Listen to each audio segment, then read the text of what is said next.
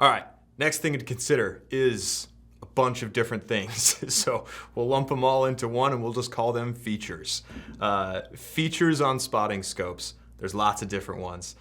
Some things, a few of them to consider, the main ones I would say, would be the focus mechanism. You'll see a couple different styles of focus mechanisms here on the table.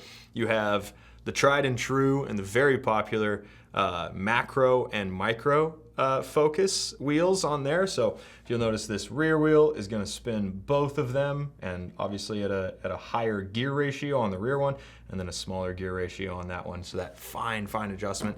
That is one that's very popular. A lot of people really try to stick to spotting scopes with that. And then the other most popular one is going to be your just body ring adjustment. So two different types of focusing adjustment there. Decide which one you like. If you don't know, go to a store and try to figure it out. And if you have no preference, then perfect. You can choose either one. Next is just going to be the eyepieces and how the eyepieces are going to connect to the optic. I would say there's probably three main types of eyepieces and types of attachment. You have your the original way to attach an eyepiece, and that's going to be the main body. The main body on the spotting scope is going to be most of the spotting scope, and then your eyepiece back here is going to attach and detach in a small, like, cylindrical eyepiece back here. Those usually only have maybe one other option for the eyepiece.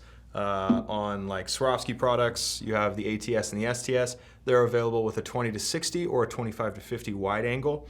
Another good thing about that is repairability. So if one of these pieces breaks, you're not out an entire spotting scope. You can either get one or the other repaired, or if they aren't under warranty, you only have to replace one. So that's something to think about. Then you have the BTX, ATX, and STX series, which takes more of the eyepiece and puts it all together. So your magnification and your focus are actually separate on there.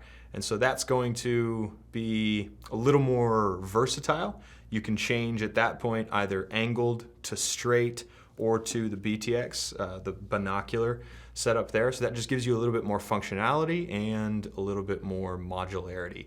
And then you got spotting scopes like the STC. Can't take anything off. There's no modularity. There's no switching anything out. It is just basically a telescope with zero modularity. It's not necessarily a bad thing. Less things moving around, less mechanical action, less things to break. They're usually more robust and can take a little bit more of a beating, and a little bit lighter because you don't have to have all of those mechanisms in there to attach things, so they can be a little bit smaller and lighter. Another feature that's very important to consider is the spotting scope's adaptability to your tripod. There's only a couple different types of adapters at this point. Most of the time, a shoe on a spotting scope is just going to be a completely flat piece of metal. It's going to have a small 3/8 by 16 hole in it, and it's going to have a reducer in it, most likely. Most spotting scopes are going to have 3/8 by 16 threaded hole, and then it's going to have a 3/8 by 16 2/4 20 reducer in there. That reducer is important. So most of them are just going to have that flat plate in the bottom, and all you have to do is just attach either your Arca or your Manfrotto plate or your Outdoorsman's plate to the bottom there, and it'll just slide on your tripod. Then there's some like the STC. They don't have a plate at all. All it is going to be, this one has an adapter on it right now, but all it's going to be is just a threaded hole, again, 3/8 by 16 with a reducer in it.